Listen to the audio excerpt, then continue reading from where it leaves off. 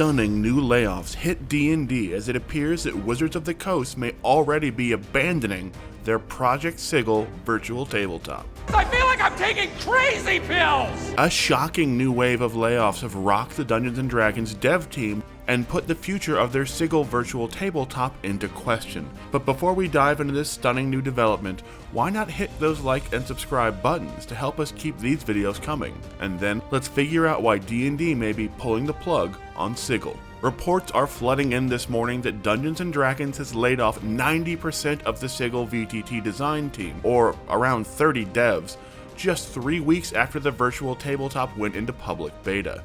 This is a stunning move by D&D and Wizards of the Coast, as Sigil had been a massive part of their plan for the future of Dungeons & Dragons for the last several years, featuring heavily in the last two D&D Direct presentations. This is the opportunity for people to continue their adventures in this new way to play D&D. We have this 3D sandbox where you can bring your friends and play D&D with all of these cool 3D environment pieces and miniatures that come with the product. You can start experiencing a role-playing game, but in a more digital-friendly format. In fact, the Project Sigil sections of the last two D&D Directs were by far the longest segments in each of them. But now, just 3 weeks after launching the public beta, D&D has laid off 90% of the dev team behind the virtual tabletop, and it seemed like the dream of a fully 3D, incredibly immersive D&D experience online may in fact be dead in the water.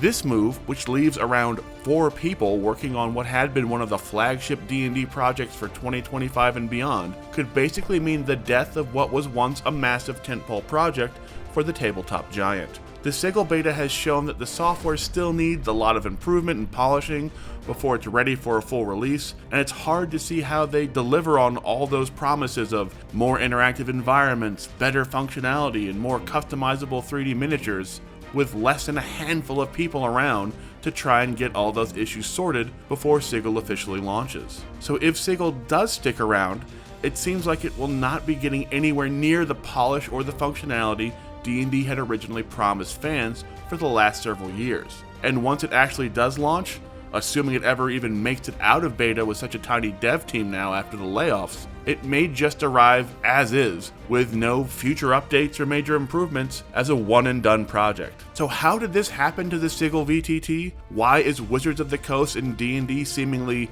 pulling the plug on what had been one of their major initiatives for the future of Dungeons & Dragons? Well, some of the problems can be traced back to PAX Unplugged last month, where they brought out the Sigil VTT for testing and got some pretty serious negative feedback from users about how the VTT tried to automate the D&D experience too much. Fans didn't seem to like how much the VTT tried to handle without player input, and it just didn't seem to vibe with the players at the event. And then, when the beta launched just a few weeks later, it came out clearly too early in a state most people would have probably called an alpha or early access at best, with a bunch of lingering performance issues, a lack of promised features, only 6 player species with a single face for most of them available for making custom minis, for example, and just a generally unpolished and clunky UI that really wasn't ready for prime time.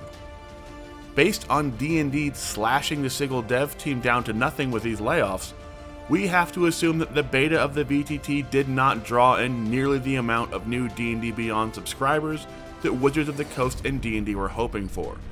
So it also could just be a simple matter of Sigil coming to the market too soon with too little functionality and too few promised features, and fans just refusing to pay for the premium D&D Beyond tiers for full access to the project. So combining that with internal competition from D&D's Maps VTT, the more traditional overhead perspective 2D virtual tabletop that fans are used to and that is not nearly as paywalled as the Sigil 3D virtual tabletop is, along with major competitors like Demiplane and Roll20 partnering up to create even more integrated VTTs and digital content platforms. And it looks like instead of trying to learn from their mistakes and turn the Sigil VTT into the game-changing, immersive online D&D experience they had promised us, Wizards would rather save the money and just slash the project down to almost nothing.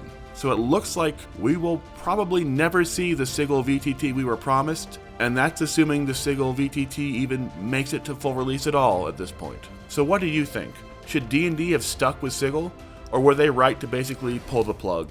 Let us know in the comments, and don't forget to hit those like and subscribe buttons.